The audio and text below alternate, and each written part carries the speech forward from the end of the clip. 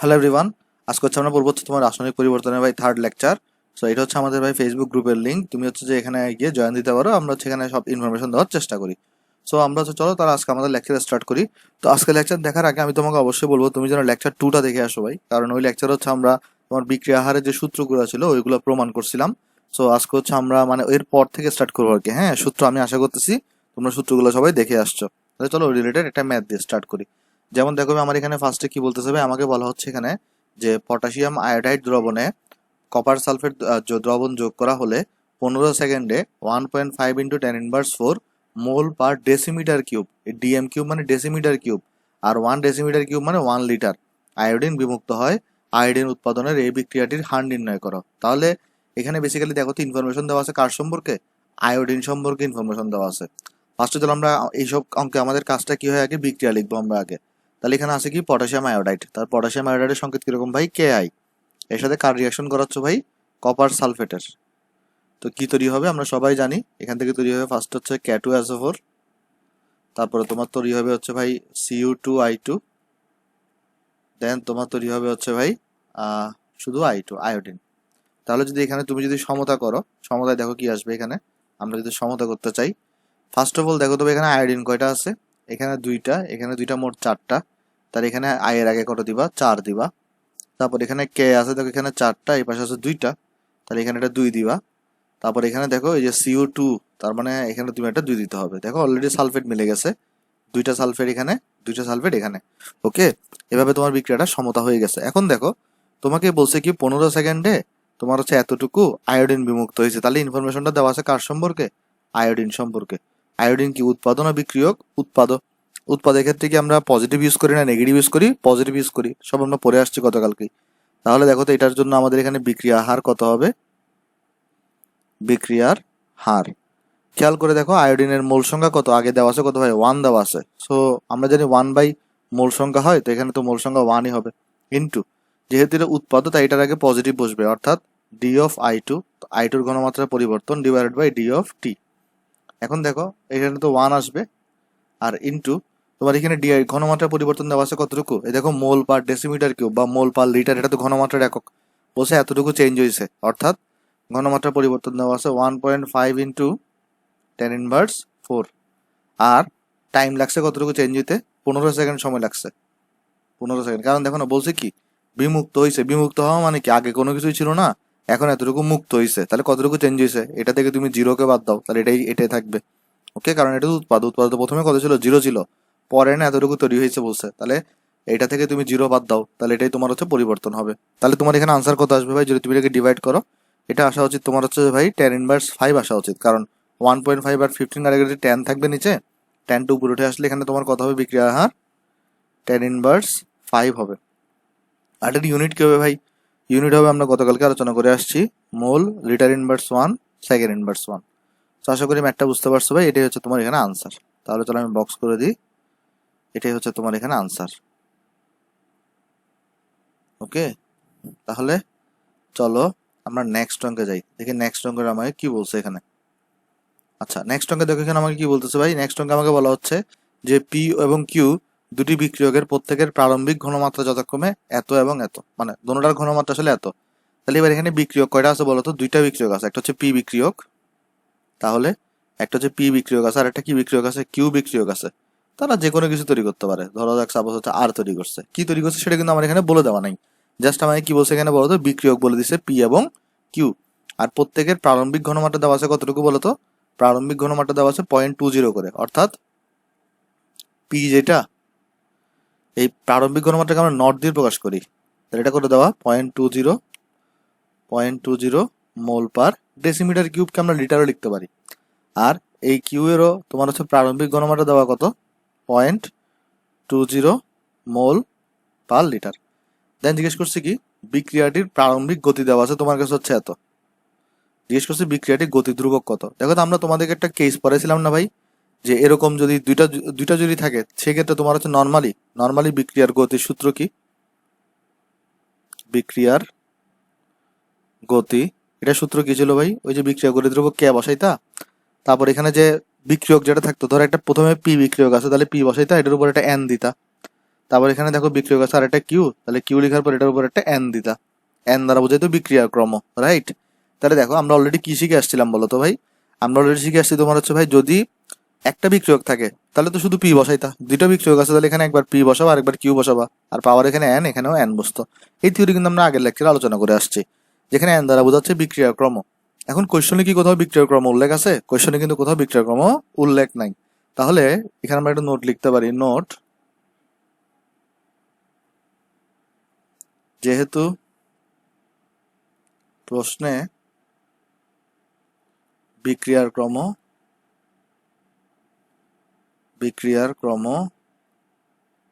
উল্লেখ নেই তাই n equal to 1 ধরে নিব। ওকে, যেহেতু কোয়েশনের মধ্যে বিক্রিয়ার ক্রম উল্লেখ নেই তাই এখানে আমরা n equal to 1 ধরে নিব। তাহলে যদি আমরা n equal to 1 ধরে নিই তাহলে দেখে চলো আমাদের এখানে কত আসবে ভাই।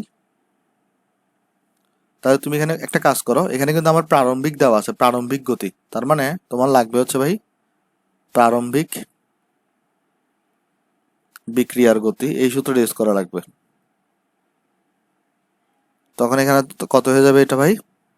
কে ইন্টু প্রারম্ভিক ঘনমাত্রা পাওয়ার এন কিউব, প্রারম্ভিক ঘনমাত্রা পাওয়ার এন। আমরা অলরেডি বলে আসছিলাম তুমি যদি এখানে এটাকে প্রারম্ভিক নাও তাহলে ঘনমাত্রাগুলোকে প্রারম্ভিক নিতে হবে, আর এটাকে যদি টি সময় পরে নাও তাহলে এই ঘনমাত্রাগুলোকে টি সময় পরে নিতে হবে। এটা আমরা গতকালকে আলোচনা করে আসছি। তাহলে দেখো অলরেডি আমার এখানে প্রারম্ভিক গতি দেওয়া আছে কত ভাই? এই যে 1.6 ইন্টু 10 ইনভার্স 4 দেওয়া আছে, দেখো 1.6 ইন্টু 10 ইনভার্স 4 দেওয়া ইন্টু কে তো তোমার বাই করা লাগবে, আর এই পি নোটের ঘনমাত্রা দেওয়া আছে কত? 0.20, আর এখানে এন তুমি 1 ধরে নিছো, আর কিউটার ঘনমাত্রা দেওয়া আছে কত? আদি ঘনমাত্রা 0.20, এটা পাওয়ার হচ্ছে 1। তাহলে এরপরে তুমি এখান থেকে ইজিলি আসলে কি ক্যালকুলেট করে ফেলতে পারবা? কে ক্যালকুলেট করে ফেলতে পারবা। কে কত আসবে তোমার এখানে যদি আমরা ক্যালকুলেট করি?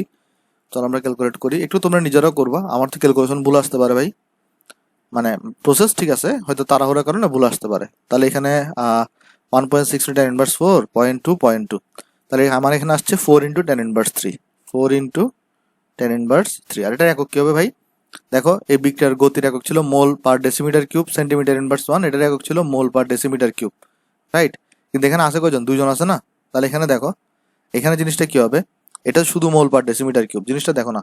এখানে তুমি যদি কে এর আলাদা সূত্র লিখতা, তাহলে একক বের করার জন্য দেখাই তোমাকে আমি, তাহলে কে এগুলো তুমি কি লিখতে পারতা?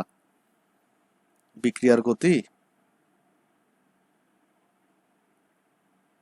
ডিভাইডেড বাই এই পি এর ঘনমাত্রা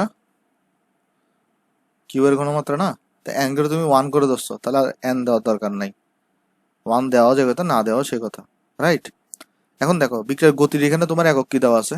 বিক্রিয়ার গতির তোমার এখানে একক দেওয়া আছে হচ্ছে যে মোল ডিএম কিউব সেকেন্ড ইনভার্স 1। এখন এটার পি এর একক করে দেওয়া আছে, এই ঘনমাত্রার একক মোল পার ডিএম কিউবকে তুমি মোল ডেসিমিটার কিউব -3 লিখতে পারো, আর এটার একক কত? সিমিলার ওয়েতে মোল ডেসিমিটার কিউব। এখন দেখো উপরের একটা মোল ডেসিমিটার কিউব আর নিচের একটা মোল ডেসিমিটার কিউব না কাটাকাটি যাবে, তাহলে এটা কি থেকে যাচ্ছে? মোল ডেসিমিটার কিউব, আর এখানে সেকেন্ড ইনভার্স 1 থেকে যাচ্ছে কিন্তু, ঠিক আছে? তাহলে চেক করে দেখো এখানে, এখানে তোমার হচ্ছে উপরে মোল ডেসিমিটার কিউব ছিল আর এখানে উপরে একটা সেকেন্ড ইনভার্স 1 ছিল, আর নিচে হচ্ছে যে, আচ্ছা আমরা একটা কাজ করি, ডেসিমিটার কিউবকে আমরা কত লিখতে পারি বলো তো? লিটার লিখতে পারি, তাহলে তোমাদের আরো সুবিধা হবে। এই ডেসিমিটার কিউবের জায়গায় চলো আমরা ডট লিটার ইনভার্স 1 লিখি, তাহলে তোমাদের আরেকটু বুঝতে সুবিধা হবে। ডেসিমিটার কিউব লিখলেও কোনো সমস্যা নেই ভাই, দেখে কত লেখা যায়?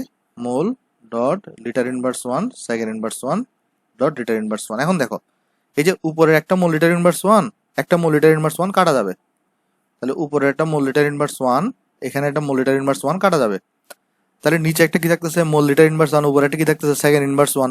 তো এটা যখন উপরে উঠবে তখন কি হয়ে যাবে? লিটার হয়ে যাবে, litre mole inverse 1 second inverse 1 হয়ে যাবে, অর্থাৎ এখানে কে এর একক আসবে লিটার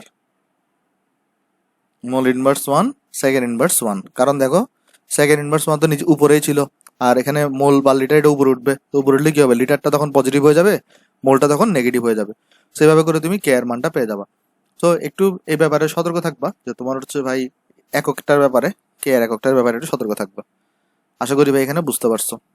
তাহলে চলো আমরা নেক্সটে যাই, দাঁড়াও এটাকে চলো আমি এখানে তোমার বক্স করে দিই, এবং এটা হচ্ছে আমাদের এখানে আনসার। চলো আমরা তাহলে নেক্সটে যাই। দেখি নেক্সট প্রবলেম আমাকে বলতেছে এখানে, দেখো যে আমাকে বলা হচ্ছে তোমার অ্যামোনিয়ার অক্সিজেনের সাথে নির্মের সমীকরণ অনুযায়ী বিক্রিয়া করে। তারপর হচ্ছে যে আমাকে বলতেছে কোনো মুহূর্তে অ্যামোনিয়া এত হারে বিক্রিয়া করলে বিক্রিয়াটির হার সমীকরণ লিখো, H2O গ্যাসের উৎপাদনের হার বাহির করো। তাহলে চলো এটাকে আমরা বোঝার চেষ্টা করি। এখানে বেসিক্যালি আসলে আমাকে কোয়েশ্চেনটাতে কি বলতে চাইছে। দেখো এখানে আমাকে ফার্স্টে বলে দিছে কি আগে রিয়াকশনটা লিখে ফেলি। চলো এটা রিয়াকশন দেওয়া আছে আমার কাছে, সলিউশন সেকেন্ড। চলো আমরা তাহলে আগে রিয়াকশনটা লিখে ফেলি। তো এখানে রিয়াকশন আমাকে কি দিছে ভাই, 4NH3 গ্যাসীয় কন্ডিশনে আছে প্লাস 5 অক্সিজেন গ্যাসীয় কন্ডিশনে আছে। এখান থেকে তোমার তৈরি হচ্ছে 4NO, এখান থেকে তাহলে আমাদের তৈরি হচ্ছে ভাই 4NO, এটাও গ্যাসীয় কন্ডিশনে আছে। তারপর তৈরি হচ্ছে তোমার হচ্ছে ভাই 6H2O, এটাও গ্যাসীয় কন্ডিশনে আছে। এখন আমাকে বলছে কি কোন একটা মুহূর্তে অ্যামোনিয়া এত হারে বিক্রিয়া করতেছে, অর্থাৎ এটা কিন্তু বিক্রিয়ার হার দেওয়া নাই, মানে এই বিক্রিয়ার হার কিন্তু এটা না। বলতেছে অ্যামোনিয়া এত হারে প্রডিউস হচ্ছে, অর্থাৎ অ্যামোনিয়া প্রডিউসের হার হচ্ছে এটা, ওকে, বা এত অ্যামোনিয়া বিক্রিয়া করার হার হচ্ছে এটা। এটা কিন্তু টোটাল বিক্রিয়া হার দেওয়া নাই, জাস্ট বলছে অ্যামোনিয়ার কথা বলা হয়েছে এখানে। হ্যাঁ, তার মানে এটা কি দেওয়া আছে তোমার কাছে, এখানে বলছে যে অ্যামোনিয়া, কোয়েশ্চনে দেখো কি বলছে, অ্যামোনিয়া তোমার এখানে 0.24 mole per litre second inverse 1 হারে বিক্রিয়া করে বলছে। এটা কি, এটা দ্বারা কি ইমপ্লাই করে দেখো, বিক্রিয়া করে, এটা দ্বারা কি বোঝায় দেখো, বলছে অ্যামোনিয়া বিক্রিয়া করে এত। তাহলে এটা বোঝাচ্ছে যে এই d of ammonia divided by dt equals to তোমার কত, ইকুয়াল টু তোমার এখানে হচ্ছে 0.24 mole per litre second inverse 1। দেখো এটাই দ্বারা এটাই বোঝাচ্ছে যে অ্যামোনিয়া এত মোল পার লিটার হারে বিক্রিয়া করে, অর্থাৎ অ্যামোনিয়ার যে ঘনমাত্রা পরিবর্তন এটা প্রতি সেকেন্ডে হচ্ছে এত, এটাই বলা আছে তোমার এখানে, ওকে। তাহলে তোমাকে বলছে বিক্রিয়া হারের সমীকরণটা লেখো, আর H2O উৎপাদনের হার বের করো, অর্থাৎ প্রতি সেকেন্ডে কতটুকু তোমার হচ্ছে ভাই H2O উৎপন্ন হচ্ছে এটা বের করতে বলছে। প্রতি সেকেন্ডে কতটুকু H2O উৎপন্ন হচ্ছে এটা বের করতে বলছে। দেখো এখানে একটা জিনিস বুঝো, এখানে বলছে অ্যামোনিয়া এত হারে বিক্রিয়া করে, তাহলে এটা কিন্তু টোটাল বিক্রিয়া হার দেওয়া নাই, এটা জাস্ট বলছে অ্যামোনিয়া উৎপাদনের হার, মানে বিক্রিয়া করার হার হচ্ছে এটা। তার মানে এই অ্যামোনিয়া ঘনমাত্রা পরিবর্তন প্রতি সেকেন্ডে কত হয় সেটা হচ্ছে এটা দেওয়া আছে। বলছে এরপরে যে H2O উৎপাদনের হার বের করো, মানে H2Oটা কতটুকু প্রতি সেকেন্ডে কতটুকু করে চেঞ্জ হয় বা কতটুকু উৎপন্ন হয় সেটা তোমার বের করতে বলছে। তাহলে ফার্স্ট এখানে আমাকে বলছে বিক্রিয়া হার সমীকরণটা লিখো। তাহলে বিক্রিয়া হার সমীকরণ কি হবে দেখো, বিক্রিয়ার হার সমীকরণ, এটা তোমরা নিশ্চয়ই সবাই জানো।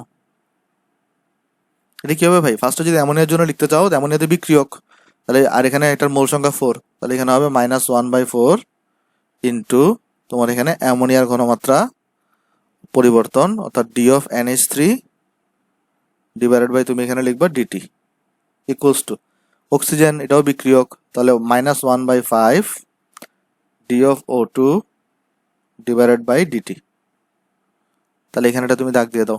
তারপর ইকুয়াল টু NO যদি লিখতে চাও, এটা তো উৎপাদক, তাহলে এটার আগে পজিটিভ বসবে, 1/4 d of NO divided by dt. তারপর এখানে পানি হচ্ছে উৎপাদক, 1/6 ডি অফ H2O, তাহলে এখানে হচ্ছে তোমার এরপরে ডিটি লিখবে এখানে, ওকে। দাঁড়াও, ডিটি লিখবো আমরা এখানে। আচ্ছা, তো এটা হচ্ছে আমার বিক্রিয়ার হার সমীকরণ। এখন আমাকে কি দেওয়া আছে ভাই, ডাটা দেওয়া আছে, এটা দেওয়া আছে, আমাকে বের করতে বলছে এটা। তাহলে আমি হচ্ছে যে কম্পেয়ার করবো কাকে কাকে, এই যে এটার সাথে আমি হচ্ছে তোমার ভাই এই পানির এটা কম্পেয়ার করবো জিনিসটা। চলো আমরা তাহলে কম্পেয়ার করি, এখানে কি হয় দেখি আমরা এখানে। চলো আমরা যদি কম্পেয়ার করতে চাই, খেয়াল করে দেখো একটা জিনিস, দেখো কম্পেয়ার যখন আমরা করব, সাপোজ আমি যদি এটাকে মাইনাস আকারে লিখি, দেখো -1/4 d of ammonia divided by dt equals, তাহলে আমরা কত লিখবো, যেহেতু আমার পানিরটা বের করা লাগবে, তাহলে ইকুয়ালটা আমরা লিখবো হচ্ছে তোমার 1/6 into d of H2O divided by dt. এখন এখানে একটু করে জিনিসটা দেখো, এখানে অ্যামোনিয়া কিন্তু এত হারে বিক্রিয়া করে ফেলতেছে, তাহলে এই অ্যামোনিয়া বিক্রিয়া করার হার যে আমরা এটা লিখলাম, এই ভ্যালুটা কিন্তু কি আসবে বলো তো? নেগেটিভ হবে। কেন নেগেটিভ হবে আমাকে বলো তো? কারণ অ্যামিনো তো বিক্রিয়া করে ফেলতেছে, তাহলে এটা তো এটার যে ঘনমাত্রা পরিবর্তন সেটা তো নেগেটিভ আসবে। এটা আমরা গত লেকচারে আলোচনা করছি। বিক্রিয়কের ক্ষেত্রে কি আসে? নেগেটিভ আসে, উৎপাদের ক্ষেত্রে সেটা পজিটিভ আসে। তাহলে অ্যামোনিয়া যে বিক্রিয়া করতেছে এটা নেগেটিভ আসবে। আচ্ছা, কেউ যদি এটা দিতে ভুলেও যাও, মনে রাখবা তোমার এখানে তো ভাই আলটিমেটলি H2ওটার পজিটিভই বের করতে হবে। তো এখানে তো অলরেডি এটা নেগেটিভ আছে, তাহলে এই ভ্যালুটাকে নেগেটিভ হইতে হবে, কারণ নেগেটিভ নেগেটিভ গুণফল হয়ে পজিটিভ হবে। ওকে, এভাবে করে চিন্তা করতে পারো। কিন্তু আমরা লজিক্যাল চিন্তা হচ্ছে যে যেহেতু অ্যামোনিয়াটা বিক্রিয়া করে ফেলতেছে, তাই অ্যামোনিয়ার বিক্রিয়া যে তোমার উৎপাদনের হার সেটা তো তোমার এটা সরি বিক্রিয়া করার হার এটা অবশ্যই নেগেটিভ হবে। আর তখন নেগেটিভ হওয়াতে কি হবে? এটা এই আগের নেগেটিভের সাথে গুণ হয়ে পজিটিভ হয়ে যাবে। তাহলে এখানে তোমাকে বের করতে বসছে কোয়েশ্চনে কি ভাই? কোয়েশ্চনে তোমাকে বের করতে বসছে যে, আচ্ছা একটা কাজ করি আমরা, এই জিনিসটাকে আমরা একটু এই পাশে লিখি, তারপর দাঁড়াও, কারণ আমাদের একটা স্পেস দরকার তো ওই জন্য। তাহলে আমরা হচ্ছে এই জিনিসটাকে একটু তাহলে উপরে তুলে দিই ভাই।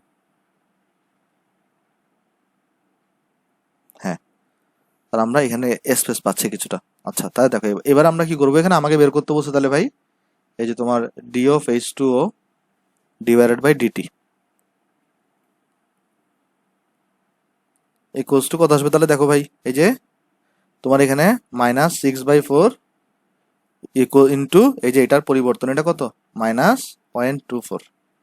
তাহলে তুমি যদি এখানে ক্যালকুলেট করো, তাহলে এখানে আসবে d of H2O divided by dt, d of H2O divided by dt equal to তোমার এখানে আসবে হচ্ছে ভাই, আমরা যদি মাল্টিপ্লাই করি, -6 ইন্টু -0.24 ডিভাইডেড বাই 4। তাহলে এখানে হচ্ছে আমার রেজাল্ট আসছে হলো তোমার 0.36। একটু চেক করে দেখবা ভাই, আমি আসলে ডাবল চেক করি, তারপরে চেক করে দেখবা। 0.36 ইউনিট কি হবে ভাই? মোল, লিটার ইনভার্স 1, সেকেন্ড ইনভার্স 1। কারণ দেখো ঘনমাত্রার একক হচ্ছে মোল পার লিটার, সময়ের একক সেকেন্ড, এই জন্য এটা আসছে। সো এটা হচ্ছে আমার কি বলো তাহলে ভাই, এটা হচ্ছে আমার আনসার। আশা করি ম্যাথটা বুঝতে পারছো ভাই। এটা কিন্তু বেশ ভালো ম্যাথ ছিল, এটা আমাদের সময় আসছিল বুয়েটে। আমি ভাই সত্যি কথা বলতে পারি না এটা। তো এটা আশা করি তোমরা পারবা, বুঝছো জিনিসটা। আচ্ছা, তাহলে চলো আমরা তাহলে নেক্সটে যাই। আসো তাহলে এটা পারা ছাড়া টিকছেন কেমনে? এটা পারা ছাড়া ঠিক আছে ভাই। আচ্ছা, তাহলে দেখো এবারে আমাদের তাহলে নতুন জিনিস স্টার্ট হচ্ছে ভাই, বিক্রিয়ার হারের উপর প্রভাব বিস্তারকারী নিয়ামক সমূহ। সো এটা খুবই একটা ইম্পর্টেন্ট টপিক ভাই, কারণ হচ্ছে এটা থেকে বেশ ভালো কোয়েশ্চেন আসতে পারে, এমসিকিউতে বলো, রিটার্নে বলো, সব জায়গায় কোয়েশ্চেন আসতে পারে। আমি তোমাকে চলো প্রথমে একটু করে লিখে দিই। প্রথমে মনে রাখবা বিক্রিয়া হার যেটা আছে ভাই, সেটা তোমার হচ্ছে 7টা জিনিসের উপর নির্ভর করে। তাহলে আমরা প্রথমে মনে রাখবো বিক্রিয়ার হার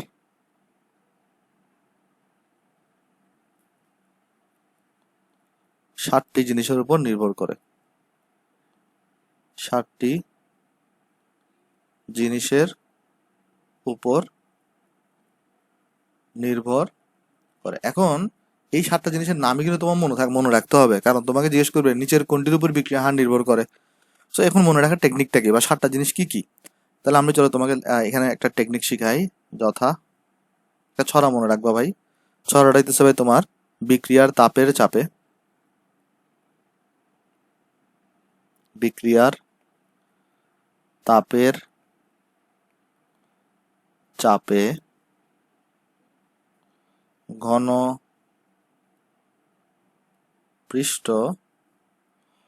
অনেক আলোকিত।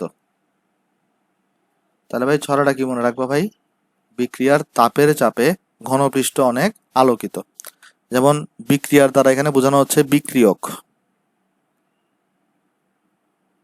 তাপের দ্বারা এখানে বোঝানো হচ্ছে তাপমাত্রা, চাপের দ্বারা এখানে বোঝানো হচ্ছে চাপকে, ঘন দ্বারা বোঝানো হচ্ছে ঘনমাত্রাকে, ঘনমাত্রাকে, পৃষ্ঠ দ্বারা বোঝানো হচ্ছে তোমার পৃষ্ঠতলের ক্ষেত্রফলকে, পৃষ্ঠতলের ক্ষেত্রফল, অনেক দ্বারা বোঝানো হচ্ছে তোমার এখানে অনুঘটক বা প্রভাবককে, অনুঘটক বা প্রভাবককে, আর আলোকিত দ্বারা বোঝানো হচ্ছে তোমার হচ্ছে ভাই সূর্যের আলোকে, সূর্যের আলো। তাহলে ভাই ছড়াটা কি মনে রাখবা? বিক্রিয়ার তাপের চাপে ঘনপৃষ্ঠ আলোকিত। আমি চলো তোমাকে এটা বক্স করে দিই ছড়াটাকে, কারণ এটা বেশ ইম্পর্টেন্ট ভাই। তোমার হলে যে এই ছড়াটা মনে রাখলে তোমার কোন জিনিসের উপর নির্ভর করতেছে সেটা তুমি ইজিলি আসলে মানে দাগাতে পারবা, নাহলে তোমার তো মুখস্থ রাখতে হবে। মুখস্থ রাখতে হলে দেখা যাবে একটা জায়গায় একটা প্যাচ লাগাই ফেলতেছো। সেই ছড়াটাকে একটু ভালো করে মনে রাখবা। তাহলে আমাদের যে এখানে তোমার হচ্ছে বিক্রিয়া হার, সেটা হচ্ছে ভাই তোমার 7টা জিনিসের উপর নির্ভর করে, এবং এই 7টা জিনিস হচ্ছে তোমার এগুলা। আরেকটা জিনিস মনে রাখবা, একটা হচ্ছে বিক্রিয়া হার, আরেকটা হচ্ছে তোমার কি বলতো ভাই বিক্রিয়ার হার ধ্রুবক। আরেকটা জিনিস আছে বিক্রিয়ার হার ধ্রুবক। অলওয়েজ একটা জিনিস মনে রাখবা ভাই, বিক্রিয়ার হার 7টা জিনিসের উপর নির্ভর করলেও বিক্রিয়ার হার ধ্রুবক, যেটাকে আমরা কে দিয়ে প্রকাশ করি, সেটা শুধুমাত্র শুধুমাত্র তাপমাত্রার উপর নির্ভরশীল। শুধুমাত্র তাপমাত্রার উপর নির্ভরশীল। ভাই এটা খুবই ইম্পর্টেন্ট কথা, তাপমাত্রার উপর নির্ভরশীল। এটা ভাই খুবই ইম্পর্টেন্ট কথা ভাই। আমি তোমাকে জিনিসটা বলি, সেটা হচ্ছে ভাই তোমার, যদিও তোমার হচ্ছে কি হচ্ছে বলতো ভাই, তোমার বিক্রিয়া হারটা 7টা জিনিসের উপর ডিপেন্ড করে, কিন্তু তোমার হচ্ছে বিক্রিয়া যে হার ধ্রুবক, সেটা শুধুমাত্র কার উপর ডিপেন্ডেন্ট বলতো ভাই, শুধুমাত্র তোমার হচ্ছে ভাই তাপমাত্রার উপর ডিপেন্ডেন্ট, বাকিগুলোর উপর কিন্তু ডিপেন্ডেন্ট না বিক্রিয়া হার ধ্রুবকটা। হ্যাঁ, এটা ভালো করে মনে রাখবে ভাই। তোমাকে জিজ্ঞেস করবে নিচের কোনটি বিক্রিয়া হার ধ্রুবক, নিচের কোনটির উপর বিক্রিয়া হার ধ্রুবক নির্ভরশীল, তখন মানুষজন এগুলোর সাথে পেঁচাই ফেলে, তখন এগুলো দেখাই দেয়। কিন্তু অলওয়েজ মনে রাখবা, বিক্রিয়া হার 7টা জিনিসের উপর নির্ভরশীল, ঠিক আছে, বিক্রিয়া হার 7টা জিনিসের উপর নির্ভরশীল, কিন্তু তোমার যে বিক্রিয়া হার ধ্রুবক কে আছে, সেটা শুধুমাত্র তাপমাত্রার উপর নির্ভরশীল। আশা করি জিনিসটা এখানে বুঝতে পারছো। আচ্ছা, তো তোমার হচ্ছে ভাই এখানে একটা জিনিস মনে রাখবা, আর একটা জিনিস আমি নোট লিখে দিই এখানে। নোটটা হইতেছে ভাই আমাদের যে এই বিক্রিয়া হার ধ্রুবকের সাথে তাপমাত্রার সম্পর্ককে যে সমীকরণ দ্বারা বর্ণনা করা হয়, তাকে আমরা বলি আরহেনিয়াসের সমীকরণ। আমরা এটা আগামী লেকচারে দেখবো। তো লিখে দিই এখানে, বিক্রিয়ার হার ধ্রুবকের সাথে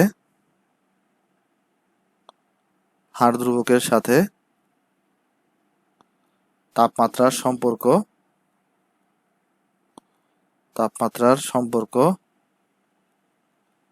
যে সমীকরণ দ্বারা বর্ণনা করা হয়,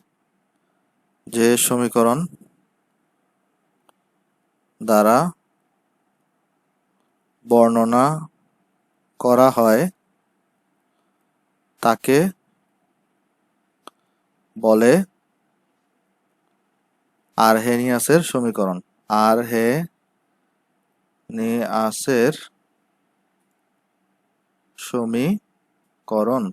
ওকে, এই জিনিসটা একটু মনে রাখবা যে তোমার বিক্রিয়া হার ধ্রুবকের সাথে তাপমাত্রার সাথে যে সম্পর্ক সমীকরণ বর্ণনা করা হয়, সেটাকে আমরা কি বলি বলো তো ভাই, তোমার আরহেনিয়াসের সমীকরণ বলি। আচ্ছা চলো আমরা তাহলে একে এক এখন ব্যাখ্যা করার চেষ্টা করি যে বিক্রিয়া হার যেটা এই 7টা জিনিসের উপর কিভাবে ডিপেন্ডেন্ট। তাহলে আমরা চলো এখন এটা ব্যাখ্যা করার চেষ্টা করি যে 1 নাম্বার, সেটা হচ্ছে ভাই তোমার বিক্রিয়ার হার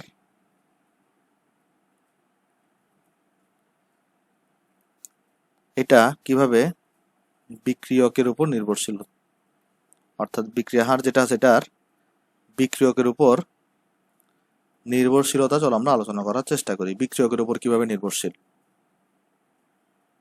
আচ্ছা, ধরো সাপোজ তুমি একটা বিক্রিয়াকে চিন্তা করো। সাপোজ ধরো তুমি একটা বিক্রিয়ার মধ্যে একটা ধরো বিক্রিয়ক আছে এ, আর একটা ধরো বিক্রিয়ক আছে বি। ধরো এখান থেকে তোমার তৈরি হচ্ছে সি এবং হচ্ছে ভাই ডি। ধরো এই বিক্রিয়াটার হার হচ্ছে ভাই তোমার কত হবে, তাহলে বিক্রিয়া হারটা ওই যে বিক্রিয়া হার ধ্রুবক কে, আর হচ্ছে তোমার ভাই এ এর ঘনমাত্রা, তারপর তোমার এখানে এন হইতো, তোমার এখানে বি এর ঘনমাত্রা এন হইতো, যেটাকে তুমি ধরো যাক R1 নাম দিচ্ছ।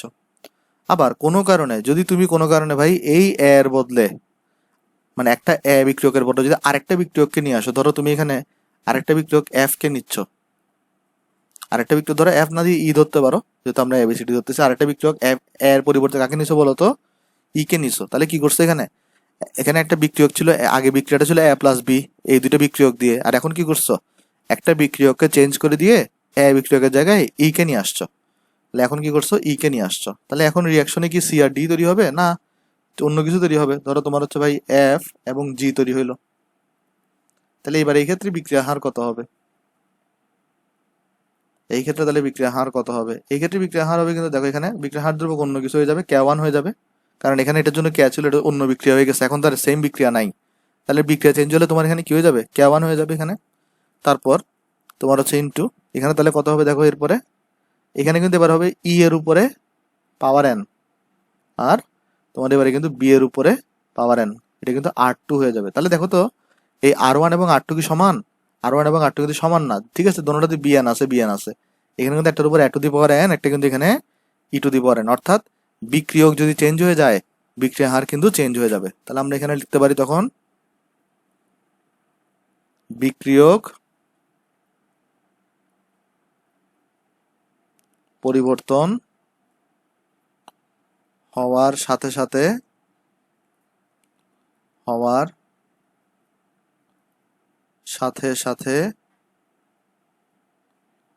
বিক্রিয়ার হার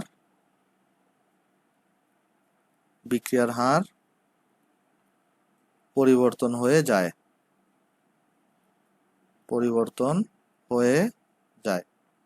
ওকে, আশা করি এটা বুঝতে পারছো ভাই। তাহলে চলো আমরা এরপরে 2 নম্বরে যাই। তাহলে আমরা তাহলে দেখে ফেললাম বিক্রিয়কের উপর কিভাবে নির্ভরশীল। চলো আমরা এখন দেখার চেষ্টা করি।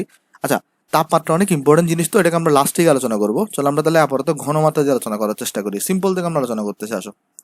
তাহলে আমরা এখন দেখবো আমাদের যে বিক্রিয়ার হারটা আছে, এই জিনিসটা কিভাবে তোমার হচ্ছে ভাই ঘনমাত্রার উপর নির্ভরশীল, অর্থাৎ ঘনমাত্রার উপর নির্ভরশীলতা নিয়ে আমরা আলোচনা করব।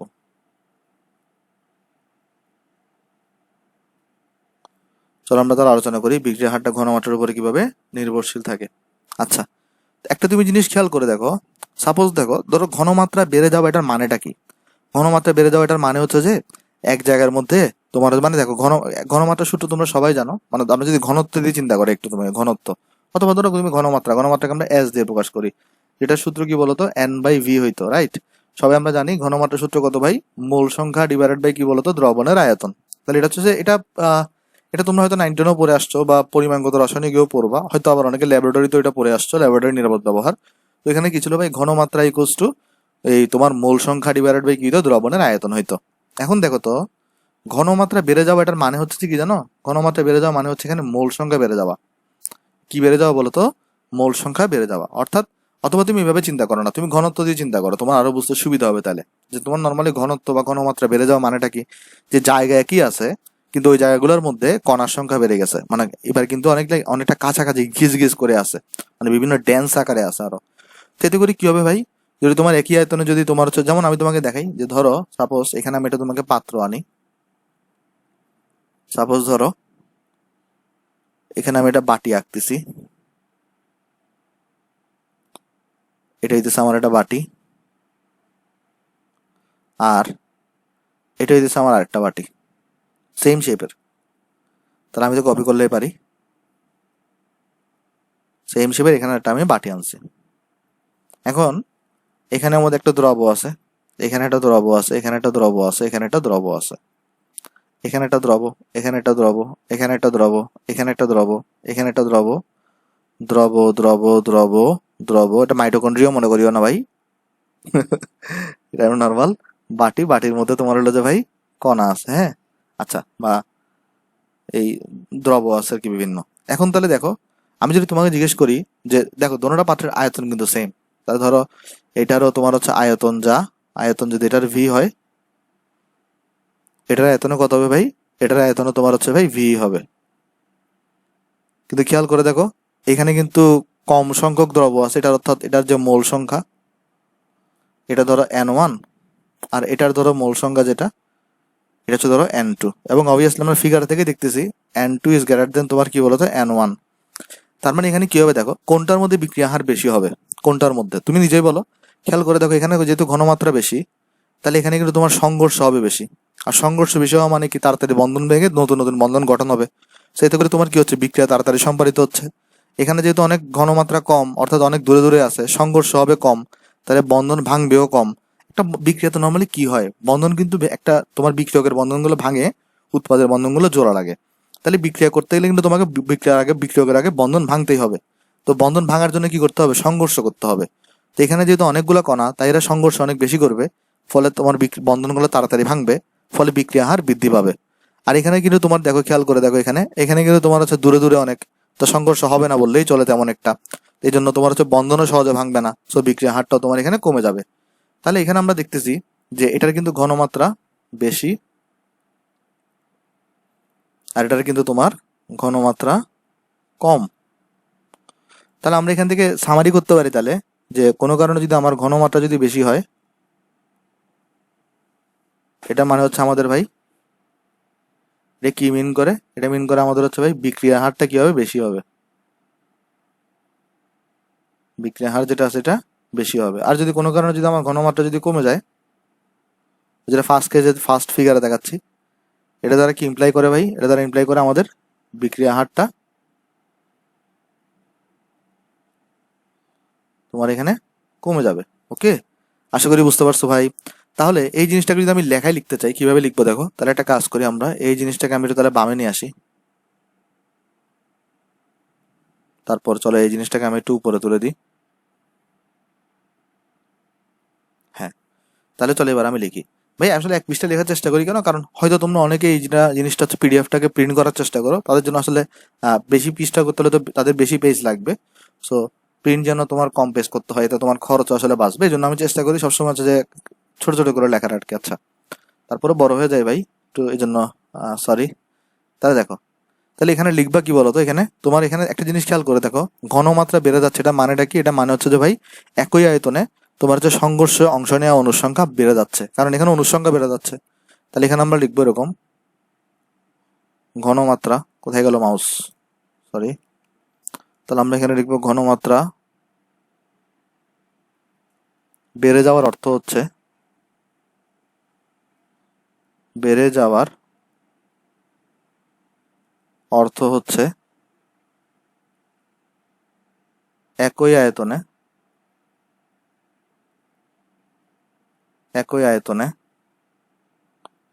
সংঘর্ষে অংশ নেওয়া অণুর সংখ্যা বেড়ে যাওয়া। অণুর সংখ্যা বেড়ে যাওয়া। তাহলে ঘনমাত্রা বেড়ে যাওয়ার অর্থ হচ্ছে ভাই একই আয়তনে সংঘর্ষে অংশ নেওয়া অণুর সংখ্যা বেড়ে যাওয়া। যেহেতু অণুর সংখ্যা বেড়ে গেছে, তাহলে কি হবে? সংঘর্ষ বাড়বে, ফলে বিক্রিয়া হারও বাড়বে। যেহেতু অণুর সংখ্যা বেড়ে গিয়েছে, অণুর সংখ্যা বেড়ে গিয়েছে, তাই সংঘর্ষ বাড়বে,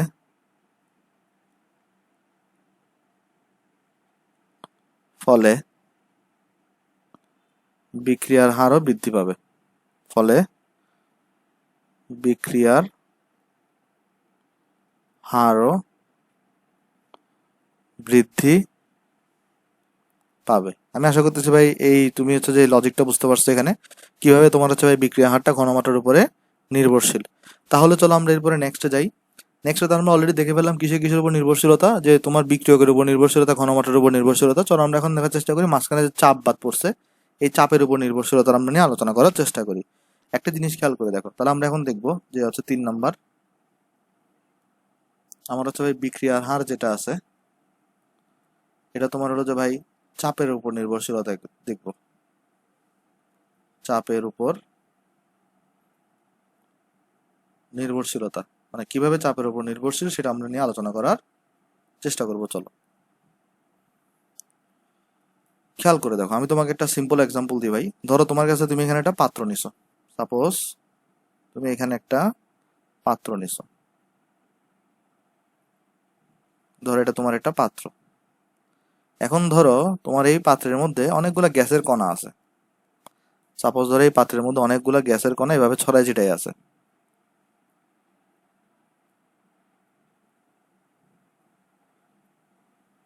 এগুলো সবগুলো কি ভাই? এগুলো হচ্ছে তোমার গ্যাস কণা, এবং হচ্ছে এরা বেশ ছড়াই ছিটাই আছে আর কি। হ্যাঁ, আচ্ছা। তা এখন তুমি যদি কোনো কারণে যদি চাপটাকে বাড়াই দাও, তাহলে কি হবে ভাই? সাপোজ তুমি যদি কোনো কারণে যদি চাপকে যদি বাড়াই দাও, তাহলে কি হবে দেখো। ধরো জিনিসটা হচ্ছে এরা অনেক ছড়াই ছিটাই আছে। সাপোজ ধরো তুমি এদিক থেকেও চাপ দিচ্ছ, এদিক থেকেও চাপ দিচ্ছ, অর্থাৎ চাপটাকে তুমি বাড়াই দিচ্ছ। ফলে কি হবে? এই গ্যাসের কণাগুলো কাছাকাছি চলে আসবে না? খেয়াল করে দেখো না, প্রথমে হচ্ছে এরা অনেক ছড়াই ছিটাই আছে।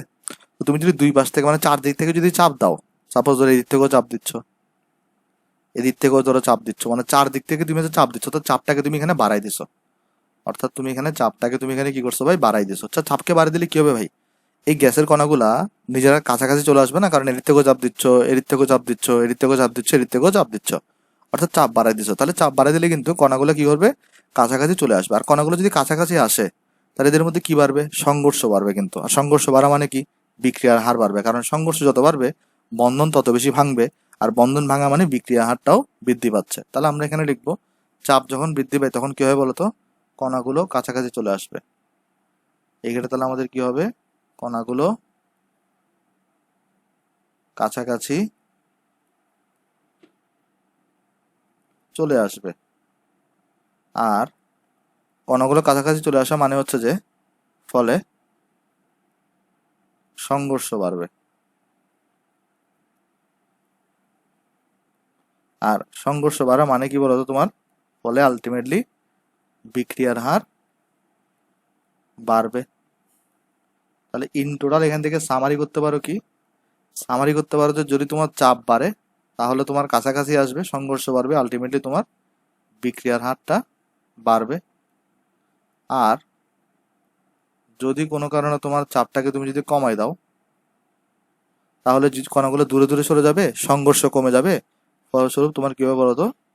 এই যে বিক্রিয়া হার যেটা আছে এটা কিন্তু তোমার হচ্ছে ভাই হ্রাস পাবে। তো আশা করি জিনিসটা এখানে বুঝতে পারছো ভাই। তাহলে আমরা অলরেডি কি কি পার্থক্য দেখে ফেললাম, তিনটা জিনিস দেখে ফেললাম। পর আমরা চলে এখন তাহলে দেখার চেষ্টা করি পৃষ্ঠতলের ক্ষেত্রফল। তাহলে আমরা চলে এখন দেখার চেষ্টা করি 4 নাম্বার, আমাদের যে বিক্রিয়ার হার আছে সেটা পৃষ্ঠতলের ক্ষেত্রফলের উপর কিভাবে ডিপেন্ডেন্ট। পৃষ্ঠতলের ক্ষেত্রফল, চলো আমরা দেখি। আসো সাপোজ, দাঁড়াও সোজা করে দিই। হ্যাঁ, সাপোজ ধরো ভাই আমি এখানে একটা পাত্র নিয়ে বুঝি আগের মতো। সাপোজ ধরো তুমি এখানে একটা ছোট পাত্র নিছো,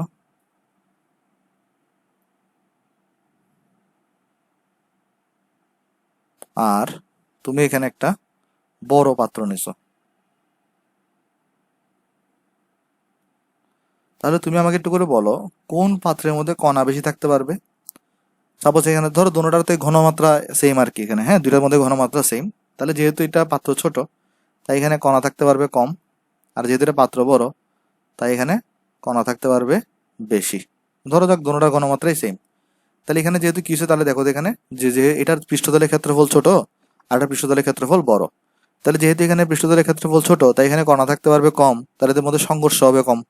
আর এখানে যেহেতু পৃষ্ঠতলের ক্ষেত্রফলটা বড় তাহলে এখানে তোমার হচ্ছে কণা থাকবে বেশি, আর কণা বেশি হওয়া মানে এখানে সংঘর্ষ হবে বেশি। ফলে আলটিমেটলি তাহলে পৃষ্ঠতলের ক্ষেত্রফল বাড়ার সাথে সাথে কি হচ্ছে? বিক্রিয়া হারটাও বেড়ে যাচ্ছে। তাহলে এখানে তুমি কি লিখবা? এখানে তুমি লিখবা এরকম, পৃষ্ঠতলের ক্ষেত্রফল বৃদ্ধি পেলে কণার সংখ্যা বেড়ে যায়। পৃষ্ঠতলের ক্ষেত্রফল বৃদ্ধি পাওয়া মানে হচ্ছে বেশি সংখ্যক কণা বিক্রিয়া পাত্রে উপস্থিত থাকতে পারবে। বিক্রিয়া পাত্রে উপস্থিত থাকতে পারবে। ফলে সংঘর্ষ হবে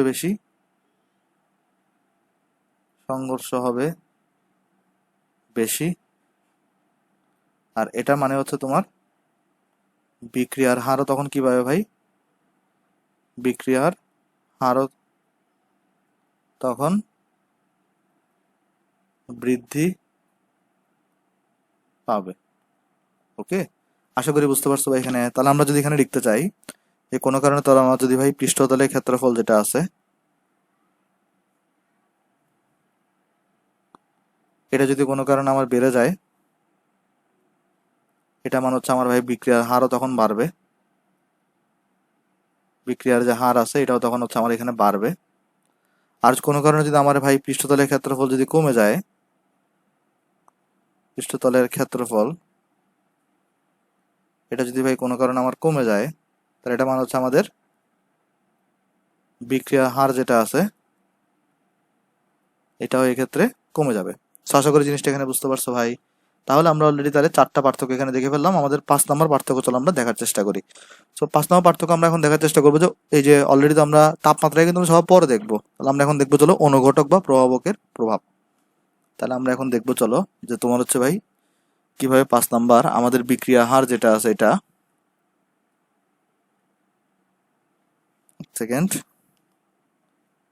বিক্রিয়ার হার এটা কিভাবে আমাদের তোমার হচ্ছে ভাই প্রভাবক বা অনুঘটকের উপর নির্ভরশীলতা বা অনুঘটকের উপর নির্ভরশীলতা, চলো আমরা এটা নিয়ে আলোচনা করার চেষ্টা করি যে কিভাবে তোমার হচ্ছে বিক্রিয়া হারটা প্রভাবক বা অনুঘটকের উপর নির্ভরশীল। ওকে, আচ্ছা, একটা জিনিস দেখো, আমরা সবাই অলরেডি হচ্ছে যে প্রভাবক নিয়ে তো এখনো ডিটেলসে পড়ি নাই। আমরা হচ্ছে যে হয়তো কয়েকটা লেকচার পরে হচ্ছে আমরা প্রভাবক নিয়ে ডিটেলসে পড়বো, প্রায় একটা লেকচার পুরোপুরি প্রভাবকের উপরই আসবে। প্রভাবক বিশাল একটা টপিক, হ্যাঁ। তারপর আমি তোমাকে ইন টোটাল একটু সামারি করার চেষ্টা করি যে তুমি নর্মালি 9 টেনে জানতে কত প্রকার প্রভাবক, 2 প্রকার। একটা ছিল ধনাত্মক প্রভাবক, যারা কি করে বিক্রিয়াকে সহায়তা করে, আর একটা ছিল তোমার হচ্ছে ঋণাত্মক প্রভাবক, যারা বিক্রিয়াকে সহায়তা করে না, অর্থাৎ বিক্রিয়াকে তারা স্লো করে দেয়। তো এই ইন্টারভিউটা তুমি আরো দুটো জানবে, একটা স্বপ্রভাবক আর একটা হচ্ছে অটো প্রভাবক। তো স্ব আর অটো এখন তোমার জানার দরকার নাই, আমি তোমাকে এটা 3-4 লেকচার পরে যখন প্রভাবক নিয়ে আলোচনা করবো তখন আমি দেখাই দিব জিনিসগুলো। আপাতত জাস্ট আমরা দুইটা যেটা 9-10-এ পড়ে আসছি সেগুলো নিয়ে একটু আলোচনা করি। সে কি ছিল দেখো, যে আমাদের হচ্ছে ভাই 1 নাম্বার ছিল হচ্ছে ভাই আমাদের এখানে ধনাত্মক প্রভাবক। দাঁড়াও, আমাদের 1 নাম্বার ছিল যেটা আমরা 9-10 আলোচনা করে আসছি, এটার নাম ছিল আমাদের হচ্ছে ভাই তোমার ধনাত্মক প্রভাবক। এরা কি করতো ভাই, এরা হচ্ছে ভাই বিক্রিয়াকে ফাস্ট করে দিত, বিক্রিয়াকে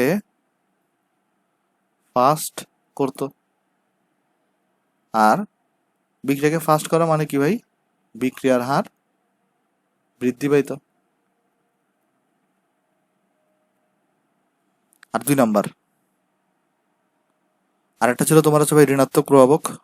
তাহলে তুমি যদি ধনাত্মক প্রভাবক ইউজ করো তাহলে আলটিমেটলি তোমার বিক্রিয়া হারটা কিন্তু বাড়তেছে। আরেকটা ছিল তোমার হচ্ছে ভাই ঋণাত্মক প্রভাবক। তো ঋণাত্মক প্রভাবক কি করতো ভাই, তোমার বিক্রিয়াকে স্লো করে দিত, অর্থাৎ ঋণাত্মক প্রভাবক ইউজ করা মানে হচ্ছে তোমার বিক্রিয়ার হারটা হ্রাস পাবে। ওকে, আশা করি জিনিসটা এখানে বুঝতে পারছো ভাই। তাহলে হচ্ছে আমরা অলরেডি 5টা দেখে ফেলছি, তাহলে আমাদের 6 নাম্বার হচ্ছে, আমরা চলো লাস্টেরটা আগে দেখি, সূর্যের আলোর প্রভাব। তাহলে আমরা এখন চলো দেখবো তোমার হচ্ছে বিক্রিয়ার হারের উপরে 6 নাম্বার বিক্রিয়ার হার যেটা আছে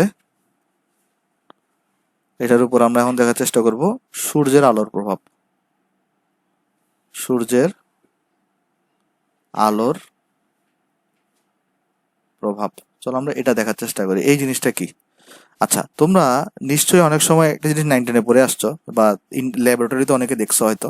সেটা কি ছিল ভাই, সেটা ছিল তোমার হচ্ছে যে অনেক সময় বলতো যে তোমার যদি কোনো দ্রবণে যদি নাইট্রোজেন থাকে তাহলে সেটাকে যেন সূর্যের আলোর সামনে না আনা হয়। অর্থাৎ কিছু যৌগ সূর্যের আলোর প্রতি অনেক কি থাকে, সক্রিয় থাকে। মানে এর মানে হচ্ছে সূর্যের আলোর উপস্থিতিতে খুব তাড়াতাড়ি রিয়েকশন করে। অর্থাৎ কিছু যৌগ সূর্যের আলোর প্রতি সক্রিয় থাকে, অর্থাৎ এদের ক্ষেত্রে সূর্যের আলো যদি বৃদ্ধি পায় তাহলে কিন্তু তোমার বিক্রিয়া হার বৃদ্ধি পাবে। তাহলে এখানে আমরা বলতে পারি যে তোমার কিছু যৌগ সূর্যের আলোর প্রতি সূর্যের আলোর প্রতি অনেক সক্রিয় থাকে, অনেক সক্রিয় থাকে। তাহলে এই সকল যৌগের ক্ষেত্রে কি হবে ভাই, যদি কোনো কারণে তোমার হচ্ছে ভাই সূর্যের আলোটা বৃদ্ধি পায়, যদি কোনো কারণে তোমার হচ্ছে ভাই সূর্যের আলো যেটা আছে এটা যদি বৃদ্ধি পায় তাহলে সেই ক্ষেত্রে তোমার কিন্তু ভাই বিক্রিয়ার হারটাও কিন্তু বৃদ্ধি পাবে। আচ্ছা, 2 নম্বর জিনিস, আবার কিছু কিছু যৌগ আছে যারা সূর্যের আলোর উপস্থিতিতে রিয়াকশন করতে পারে না। জানো যে অনেক অনেক অনেক পদার্থ থাকে যারা সূর্যের আলোতে গ্রো করতে পারে না, তাদের জন্য ছায়া দরকার হয়। তো সেই সকল যৌগের ক্ষেত্রে কি হবে, সূর্যের আলো বৃদ্ধি পেলে বিক্রিয়া হার কমে যাবে। তাহলে কিছু যৌগ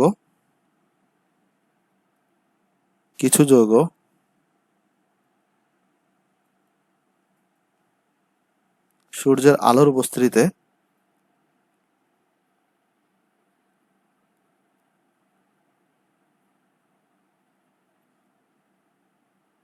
বিক্রিয়া করতে পারে না।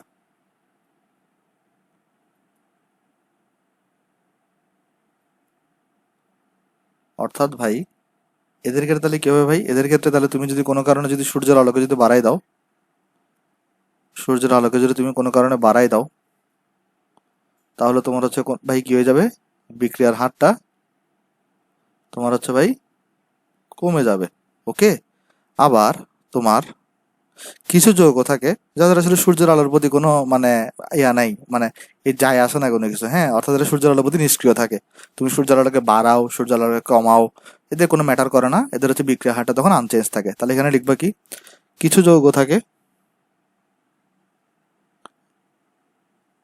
যারা, কিছু যৌগ সূর্যের আলোর প্রতি নিষ্ক্রিয় থাকে, কিছু যৌগ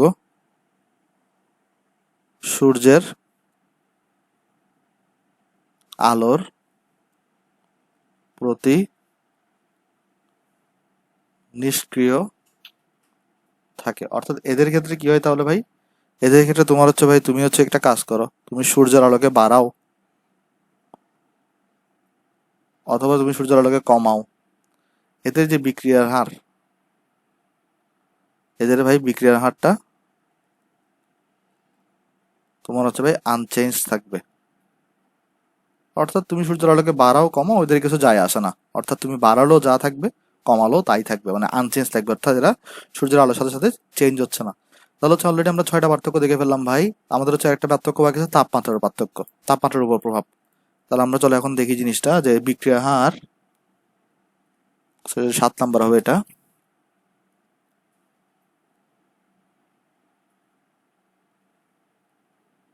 এটা তোমার তাপমাত্রার উপর কিভাবে নির্ভরশীল সেটা আমরা এখন দেখার চেষ্টা করব। এটা হচ্ছে তোমার তাপমাত্রার উপর নির্ভরশীলতা। চলো ভাই আমরা এটা দেখার চেষ্টা করি যে কিভাবে এটা তাপমাত্রার উপর নির্ভরশীল। একটা জিনিস তুমি খেয়াল করে দেখো, আমরা আমাদের নর্মাল সেন্স থেকে আমরা কি জানি, সাপোজ ধরো এটা তোমার একটা পাত্র, সাপোজ ধরো এখানে তোমার একটা পাত্র আছে, এখন ধরো এখানে তোমার হচ্ছে বিভিন্ন ধরনের কণা আছে, বিভিন্ন ধরনের কণা আছে। এখন তুমি যদি কোনো কারণে যদি ভাই তাপমাত্রাকে যদি বাড়াই দাও, তাহলে তোমার কি হবে ভাই, কোনো কারণে তুমি যদি ভাই টেম্পারেচারকে যদি তুমি হচ্ছে ভাই বাড়াই দাও, তাহলে এই কণাগুলো ছোটাছুটি বেড়ে যাবে না ভাই, অর্থাৎ গতিবেগ বেড়ে যাবে। তো গতিবেগ যদি বেড়ে যায়, এরা কি হবে, এরা হচ্ছে এদের মধ্যে সংঘর্ষ বেড়ে যাবে। আর সংঘর্ষ বেড়ে যাওয়া মানে কি বলতো ভাই, এখানে বিক্রিয়া হারটা বেড়ে যাওয়া। অর্থাৎ এখানে ফ্লো চার্টটা দেখো, আমরা তাহলে বলতে পারি তাপমাত্রা বৃদ্ধি করলে গতিবেগ বৃদ্ধি পায় বা গতিবেগ বাড়ে। আর কোনো কারণে যদি গতিবেগ বেড়ে যায়, তাহলে ফলে সংঘর্ষ বেড়ে যাবে, সংঘর্ষ বেড়ে যাবে। আর কোনো কারণে তোমার যদি সংঘর্ষ বেড়ে যায়, তাহলে কিন্তু কি হবে বলো, তোমার এখানে বিক্রিয়ার হারটা বেড়ে যাবে, বিক্রিয়ার হার বেড়ে যাবে। তাহলে কিন্তু ভাই খুব ভালো ভালো করে এই জিনিসটা মনে রাখবা অলওয়েজ। তোমার তাহলে এখানে কি হচ্ছে, আমরা যদি তাপমাত্রাকে তাহলে বাড়াই, সংঘর্ষ বাড়তেছে, এজন্য আমাদের হচ্ছে ভাই তোমার বিক্রিয়ার হারটা বেড়ে যাচ্ছে। আর কোনো কারণে যদি আমি তাপমাত্রাকে তাহলে কমাই দিই, তাহলে কিন্তু আমার এখানে ভাই বিক্রিয়ার যে হার, এই বিক্রিয়ার হারটা কিন্তু কমে যাবে। ওকে, আশা করি জিনিসটা এখানে বুঝতে পারছো ভাই। তাহলে চলো আমরা নেক্সটে যাই। নেক্সট আছে হচ্ছে আমাদের ভাই সক্রিয়ণ শক্তি। চলো তাহলে ভাই আমরা আলোচনা করার চেষ্টা করি যে সক্রিয়ণ শক্তি জিনিসটা কি। সো প্রথমে আমি একটু করে তোমাকে বলে দিই, সক্রিয়ণ শক্তির ইংলিশ নাম হচ্ছে তোমার ভাই অ্যাক্টিভেশন এনার্জি। এর ইংলিশ নাম কি বলতো ভাই, অ্যাক্টিভেশন এনার্জি। জিনিসটাকে আমরা একদম সিম্পল করে বোঝানোর চেষ্টা করব। এই জন্য অ্যাক্টিভেশন এনার্জি যেহেতু, তাই এটাকে আসলে সক্রিয়ণ শক্তিকে আমরা ই এ দিয়ে প্রকাশ করি। তাহলে সক্রিয়ণ শক্তিকে আমরা কি দিয়ে প্রকাশ করি ভাই, ই এ। যেহেতু অ্যাক্টিভেশন এ দ্বারা বোঝাচ্ছে অ্যাক্টিভেশন, আর ই দ্বারা বোঝাচ্ছে এনার্জি, অর্থাৎ অ্যাক্টিভেশন এনার্জি ই এ। আচ্ছা আমি তোমাকে একটা সিম্পল একটা বিক্রিয়া বলি, দেখি এটা তোমরা কি বলো, আমাকে এটা তোমাদের যুক্তি দাও। সাপোজ ধরো তোমার হচ্ছে এখানে 2 মোল হাইড্রোজেন নিছো, তারপর 2 মোল অক্সিজেন নিছো, দেন তুমি এখানে একটা এটাকে এই 2 মোল হাইড্রোজেন আর 1 মোল অক্সিজেনকে তুমি একটা পাত্রের মধ্যে রাখছো। তাহলে তোমাদের মধ্যে কি এখানে কি উৎপন্ন হওয়া উচিত, বা আদতে কিছু উৎপন্ন হবে কিনা, আমি তোমাকে একটা তাহলে সিম্পল পাত্র আকারে দেখাই। সাপোজ ধরো তোমার কাছে এখানে একটা পাত্র আছে, জিনিসটা বুঝো। তোমার কাছে ধরো এখানে একটা পাত্র আছে, তো তুমি কি করলে এখানে পাত্রের মধ্যে, তুমি হচ্ছে পাত্রের মধ্যে হচ্ছে ভাই 2 মোল হাইড্রোজেনকে দিছো আর 1 মোল অক্সিজেনকে দিছো। তাহলে এখন তোমাদের কি মনে হয় 2 মোল হাইড্রোজেন এবং 1 মোল অক্সিজেনকে দিলে কি উৎপন্ন হবে এখানে? তোমরা অনেকে বলবা ভাই এখানে হচ্ছে ভাই 2 মোল পানি তৈরি হবে। ভাই তুমি যদি শুধুমাত্র 2 মোল হাইড্রোজেন এবং 2 মোল অক্সিজেন দাও পাত্রের মধ্যে, কখনোই পানি তৈরি হবে না। কখনোই কি তৈরি হবে না? পানি তৈরি হবে না, সরাসরি পানি তৈরি হবে না, তোমার কিছু একটা করা লাগবে। মানে আমি বলতে চাইতেছি, সাপোজ ধরো তুমি এখানে একটা পাত্র নিছো, পাত্রের মধ্যে তুমি যদি 2 মোল হাইড্রোজেন এবং 1 মোল অক্সিজেনকে যদি আজীবনও রেখে দাও, তাও তোমার কোনো পানি উৎপন্ন হবে না। তোমার হচ্ছে একটা কাজ করা লাগবে, বাইরে থেকে একটা শক্তি দেওয়া লাগবে। কেন শক্তি দেওয়া লাগবে আমি তোমাকে বলি, দেখো। ফার্স্ট অফ অল, এই যে হাইড্রোজেন দেখো তো H2টা, এই হাইড্রোজেনের মধ্যে কি থাকে ভাই? হাইড্রোজেন হাইড্রোজেন কিন্তু বন্ধন থাকে। আবার এই অক্সিজেন যেটা, এটার মধ্যে কি থাকে ভাই? অক্সিজেন অক্সিজেন কিন্তু বন্ধন থাকে। আবার খেয়াল করে দেখো 2H2 যেটা পানি লিখতেছো, এই পানির মধ্যে কি বন্ধন থাকে? অক্সিজেন হাইড্রোজেন, এদিকে হাইড্রোজেন, অর্থাৎ দুইটা OH বন্ধন থাকে। এখানে একটা OH বন্ধন, এখানে একটা OH বন্ধন থাকে। তাহলে এটা তুমি যদি বিক্রিয়াটাকে যদি সংগঠিত করতে চাও, তোমার কিন্তু ফার্স্টে কি করতে হবে? হাইড্রোজেন বন্ধনটাকে ভাঙতে হবে। ফার্স্ট কাজ হচ্ছে তোমার আগে কি করতে হবে? হাইড্রোজেন বন্ধনটাকে ভাঙতে হবে, অক্সিজেন বন্ধনটাকে ভাঙতে হবে, দেন এই দুটাকে তোমার কি করতে হবে? জোড়া লাগাইতে হবে, তাই না? তাহলে তুমি যদি এইটা থেকে এইটা এবং এটা থেকে যদি এটা তৈরি করতে চাও, তাহলে আগে তোমার কিন্তু হাইড্রোজেন হাইড্রোজেন বন্ধন এবং অক্সিজেন অক্সিজেন বন্ধন কিন্তু ভাঙতে হবে। এখন বন্ধন কি কখনো এমনি এমনি ভাঙবে? এমনি এমনি কিন্তু ভাঙবে না। সেজন্য তোমার বাইরে থেকে একটা কি দেওয়া লাগবে? শক্তি দেওয়া লাগবে। আমরা পানির ক্ষেত্রে এটা কি করি? আমরা এখান থেকে বাইরে থেকে একটা তড়িৎ শক্তি দিই। যেই মুহূর্তে আমি তড়িৎ শক্তি দিব, সেই মুহূর্তে তোমার হচ্ছে ভাই কি হবে বলো তো? পানি তৈরি হবে। ওকে, তাহলে যেই মুহূর্তে আমরা এখানে তড়িৎ শক্তি দিব, সেই মুহূর্তে তোমার এখানে আমার পানি তৈরি হবে। অর্থাৎ তাহলে এই বিক্রিয়াটা সংগঠিত করার জন্য অবশ্যই কিন্তু আমার একটা বাইরে থেকে কি দেওয়া লাগতেছে? এনার্জি দেওয়া লাগতেছে। ওকে, কারণ এনার্জি যদি আমি না দিই, তাহলে কিন্তু এখানে তৈরি হবে না। তাহলে এটা তৈরি হবে কখন? আমি যদি সাপোজ ধরো বাইরে থেকে একটা ব্যাটারি দিয়ে, সাপোজ ধরো আমার কাছে এখানে একটা ব্যাটারি আছে, তো আমার কি করতে হবে? ব্যাটারি দিয়ে আমার এখানে তড়িৎ শক্তি সাপ্লাই করতে হবে এখানে। তাহলে এখানে হচ্ছে আমার কাছে তড়িৎ শক্তি সাপ্লাই করতে হবে। এখানে আমার কারেন্টের এনার্জিটাকে সাপ্লাই করা লাগবে। ওকে, তো যখন আমি কারেন্টের এনার্জিটাকে এখানে সাপ্লাই করব, ঠিক তখন এখানে তোমার কি তৈরি হবে? তখন তখন এখানে তোমার হচ্ছে পানি তৈরি হবে। তুমি যদি কারেন্ট সাপ্লাই না করে যদি আমরা যদি সারা জীবনে যদি অক্সিজেন ঢালতে থাকো, সারা জীবনে যদি পানিটা হাইড্রোজেন ঢালতে থাকো, কোনো লাভ হবে না ভাই, কারণ সেই ক্ষেত্রে কোনো পানি তৈরি হবে না। অর্থাৎ তাহলে আমরা এখান থেকে এই জিনিসটা শিখলাম যে আমি যদি একটা বিক্রিয়া সংগঠিত করতে চাই, তাহলে আমাকে কিন্তু এটার বন্ধন ভাঙতে হবে প্রথম কথা, আর বন্ধন জোড়া লাগাইতে হবে। এই যে বন্ধন ভাঙতেছি বা বন্ধন জোড়া লাগাইতেছি, এই দেখো বন্ধন ভাঙা এমনি এমনি তো ভাঙবে না। তোমার এটা কি দেওয়া লাগবে? একটা বাইরে থেকে একটা শক্তি দরকার হবে, মানে শক্তিটাকে দিতে হবে তোমার। যদি তুমি শক্তি না দাও, তাহলে কিন্তু বন্ধনটা এখানে ভাঙবে না। তাহলে সক্রিয়ণ শক্তি বলতে বোঝাচ্ছে একটা বিক্রিয়াকে তুমি যখন সংগঠিত করবা, এই সংগঠিত করার জন্য মিনিমাম যে এনার্জিটা প্রয়োজন, সেটাকে তো বলা হচ্ছে বিক্রিয়াটা সক্রিয়ণ শক্তি। ওই মিনিমাম এনার্জি দিলে তোমার বিক্রিয়াটা তোমার হচ্ছে কি করবে? তোমার উৎপাদে কনভার্ট হবে, মানে বিক্রিয়কগুলো উৎপাদে কনভার্ট হবে। আর ওই মিনিমাম এনার্জি যদি তুমি না দাও, তাহলে বিক্রিয়াটা সংগঠিত হবে না। যেমন এখানে দেখো একটা নির্দিষ্ট অ্যামাউন্টের তড়িৎ শক্তি থাকবে, ওই অ্যামাউন্টের তড়িৎ শক্তি যদি তুমি দাও, তাহলে তোমার বিক্রিয়াটা সংগঠিত হবে। যদি এটা থেকে যদি কম দাও, তাহলে হবে না। ওইটার বেশি দিলে কিন্তু হবে, ওইটা দিলে বা ওইটার বেশি দিলে কিন্তু হবে। অর্থাৎ তাহলে সক্রিয়ণ শক্তি বলতে কি বোঝায় ভাই? সক্রিয়ণ শক্তি যদি আমরা সংজ্ঞা লিখতে চাই, সংজ্ঞা, তাহলে এটা সংজ্ঞা হবে একটি বিক্রিয়া সংগঠিত করার জন্য, একটি বিক্রিয়া সংগঠিত করার জন্য ন্যূনতম যে শক্তি প্রয়োজন, তাকে ওই বিক্রিয়াটির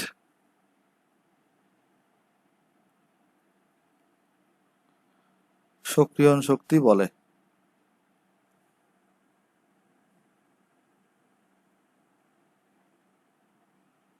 তাহলে দেখো এখানে আমরা তাহলে বলতেছি কি, একটি বিক্রিয়া সংগঠিত করার জন্য তোমার হচ্ছে ভাই ন্যূনতম যে শক্তি প্রয়োজন, কারণ ওই এনার্জি না দিলে এই বন্ধনগুলো ভাঙবে না। তাহলে যে মিনিমাম এনার্জিটা দরকার, সেটাকে আমরা কি বলবো ভাই? ওই বিক্রিয়াটার সক্রিয়ণ শক্তি বলবো। তাহলে জিনিসটা হচ্ছে এরকম, তুমি যদি কোনো কারণে যদি তোমার যে পরিমাণ শক্তি তুমি দিচ্ছ অর্থাৎ প্রদত্ত শক্তি যেটা ভাই, এটা যদি কোনো কারণে তোমার যদি ভাই সক্রিয়ণ শক্তি থেকে ছোট হয়, অর্থাৎ যেটাকে আমরা বলতেছি ইএ, যদি কোনো কারণে যদি আমার সক্রিয়ণ শক্তি ইএ থেকে যদি ছোট হয়, এই ক্ষেত্রে কিন্তু আমার কি হবে না ভাই, এই ক্ষেত্রে কিন্তু আমার বিক্রিয়া সংঘটিত হবে না। তাহলে এই ক্ষেত্রে আমার হচ্ছে ভাই বিক্রিয়া সংঘটিত হবে না, আমাকে ওই এনার্জিটা দেওয়াই লাগবে, তাইলেই বিক্রিয়া সংঘটিত হবে। আর তুমি যদি কোনো কারণে যদি ভাই প্রদত্ত শক্তি যদি তোমার কোনো কারণে প্রদত্ত শক্তি যদি তোমার কোনো কারণে সক্রিয়ণ শক্তির সমান হয়, সক্রিয়ণ শক্তি যেটা আছে ইএ, এটা থেকে যদি বড় হয় অথবা যদি সমান হয়, তাহলে তোমার কি হবে ভাই, বিক্রিয়া সংঘটিত হবে, বিক্রিয়া সংঘটিত হবে। ওকে, আশা করি জিনিসটা এখানে বুঝতে পারতেছো ভাই। আচ্ছা, এবার এখানে থেকে আমরা ইম্পর্টেন্ট একটা নোট লিখি। একটা তুমি জিনিস খেয়াল করে দেখো তো, সক্রিয়ণ শক্তি যত বেশি হবে, বিক্রিয়াটা সংঘটিত করার জন্য কিন্তু তোমার শক্তি দিতে হবে বেশি। খুব মনোযোগ দিয়ে লক্ষ্য করো কথাটা, সক্রিয়ণ শক্তি যত বেশি হবে, বিক্রিয়া সংঘটিত করার জন্য তোমার কিন্তু প্রদত্ত শক্তিটাকে তত বেশি দিতে হবে। কারণ সক্রিয়ণ শক্তি বেশি মানে কি, ওই বিক্রিয়াটা সংঘটিত করার জন্য অতটুকু শক্তি দিতে হবে। তাহলে সক্রিয়ণ শক্তি যদি বেশি হয়, তাহলে কিন্তু তোমার বিক্রিয়া সংঘটিত করার জন্য বেশি পরিমাণ এনার্জি দিতে হবে। তার মানে তোমার কিন্তু বিক্রিয়াটা তখন স্লো হয়ে যাচ্ছে, কারণ তুমি এখন আর কম এনার্জি দিলে হচ্ছে না। তার মানে তুমি একটা জিনিস খেয়াল করে দেখো, এই জন্য আমরা এখানে বলতে পারি, খেয়াল করে দেখো, আমি যদি বলি ইয়ে যেটা আছে ভাই, এটা যদি বেশি হয়, তাহলে আমার কি করতে হচ্ছে, প্রদত্ত শক্তি যেটা, এটাকেও কি করতে হবে, বিক্রিয়া সংঘটিত করার জন্য বেশি হয়ে দিতে হবে। তাহলে কিন্তু আলটিমেটলি তোমার বিক্রিয়াটা কিন্তু ফাস্ট হচ্ছে না, কারণ বিক্রিয়া ফাস্ট কখন হবে, যদি তুমি কম এনার্জিতে ঘটাইতে পারো, মানে দিছো সাথে সাথে হয়ে গেছে, কিন্তু এখন তোমার এনার্জি দিতেই হচ্ছে বেশি, তাহলে তোমার হচ্ছে যেখানে বিক্রিয়া কিন্তু ফাস্ট হবে না, তাহলে বিক্রিয়াটা কি হয়ে যাবে, স্লো হয়ে যাবে। আর বিক্রিয়া যদি স্লো হয়ে যায়, এটা মানে কি, বিক্রিয়া হার যেটা আছে এটা কিন্তু কমে যাচ্ছে। তার মানে সক্রিয়ণ শক্তি যদি বেশি হয়, এটার মানে হচ্ছে তোমার প্রদত্ত শক্তিকে বেশি দিতে হবে, বেশি দেওয়া মানে বিক্রিয়া স্লো হয়ে যাওয়া, আর বিক্রিয়া স্লো হয়ে যাওয়া মানে বিক্রিয়া হারটা কমে যাওয়া। তাহলে আমি চলো তীর চিহ্ন দিয়ে দেখাই দিই কোথায় কোথায় গেছি। তাহলে দেখো এখান থেকে তাহলে আমরা একটা জিনিস বলতে পারি, সক্রিয়ণ শক্তি বাড়লে বিক্রিয়া হারটা কমতেছে, আর সক্রিয়ণ শক্তি যদি কমে, তাহলে তোমার প্রদত্ত শক্তি দিতে হবে কম, বিক্রিয়া হবে ফাস্ট, আর বিক্রিয়া হারটা হবে বেশি। তাহলে এখান থেকে আমরা খুবই ইম্পর্টেন্ট একটা লাইন লিখতে পারি ভাই, এটারে নোট ডাউন করে রাখবা, পরীক্ষা অনেকবার আসছে। সেটা হচ্ছে ভাই তোমার বিক্রিয়া হারটা হচ্ছে সক্রিয়ণ শক্তির ব্যস্তানুপাতিক। তাহলে অলওয়েজ মনে রাখবা, বিক্রিয়ার হার সক্রিয়ণ শক্তির ব্যস্তানুপাতিক। কারণ একটা দেখো বাড়লে আর একটা কমতেছে তোমার এখানে। ওকে, তো আশা করি জিনিসটা এখানে বুঝতে পারছো ভাই। সো আজকের লেকচার আমরা এখানে শেষ করবো। আগামীকাল লেকচার হচ্ছে আমরা প্রথমে স্টার্ট করবো তোমার হচ্ছে সংঘর্ষ তত্ত্ব দিয়ে, এরপর হচ্ছে আমরা আরএনএস সমীকরণে যাবো। আজকে ভিডিওটা তোমার যদি ভালো লাগে, তুমি ভিডিওতে লাইক করতে পারো ভাই, ভিডিওটা তোমার বন্ধুর সাথে শেয়ার করতে পারো, এবং চ্যানেলে নতুন হয়ে থাকলে চ্যানেলে সাবস্ক্রাইব করতে পারো। তাহলে সবাই ভালো থাকবেন ভাই, আসসালামু আলাইকুম।